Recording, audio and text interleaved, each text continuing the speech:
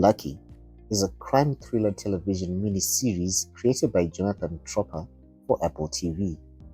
The show is loosely based on Marissa Stepley's 2021 novel of the same name. Lucky premiered on the 15th of July 2026.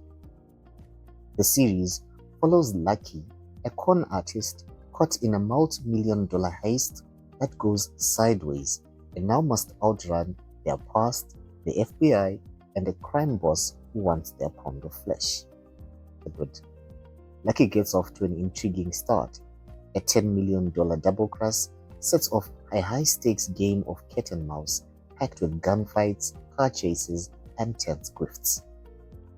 Anya Taylor-Joy delivers a gripping performance as the titular character, Lucky, a con artist raised in the only life that her grifter father ever knew, whose survival has been anything but luck, with an uncanny ability to read people.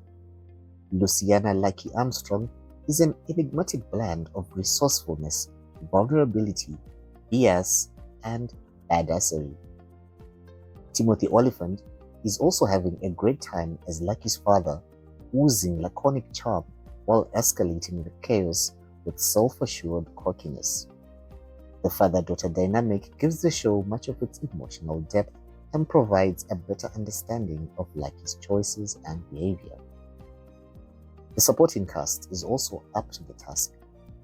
Annette Bening plays Priscilla Masterson, a ruthless and dangerous crime boss, alongside her faithful right-hand man, Dutch, played by Clifton Collins Jr., who handles anything that needs handling.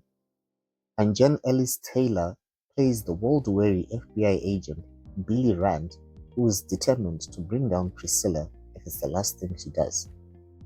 And one thing Lucky does particularly well, besides the cat and mouse chase, is keeping you guessing about who will actually make it to the end.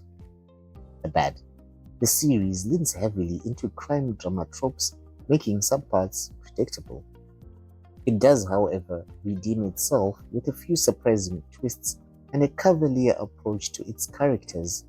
Anyone can get killed off, which can be frustrating when you warm to a character only for them to suddenly exit the stage permanently.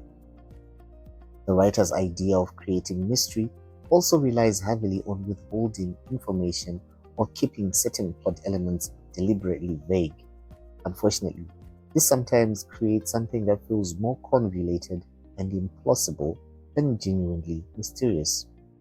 There are sudden revelations that don't necessarily justify all the subterfuge that preceded them. Consequently, the storyline occasionally feels stretched, and I couldn't help wondering whether Lucky might have worked better as a feature-length crime thriller rather than a 7-episode limited series. The ugly. While the show likes to play in morally grey territory, the reality is that its central characters are, for the most part, bad people. That makes it difficult to wholeheartedly root for them to escape or get away with their crimes, as that seems to glamorize the grifter lifestyle and that you can con your way through life and the law.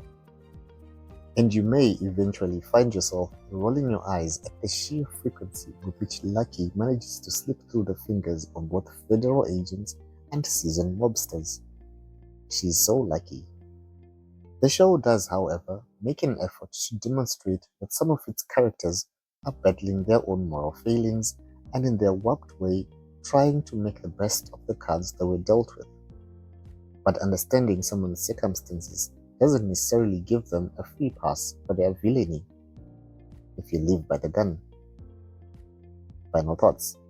Lucky has a good premise, a solid cast, morally complex protagonists, and an expensive-looking production.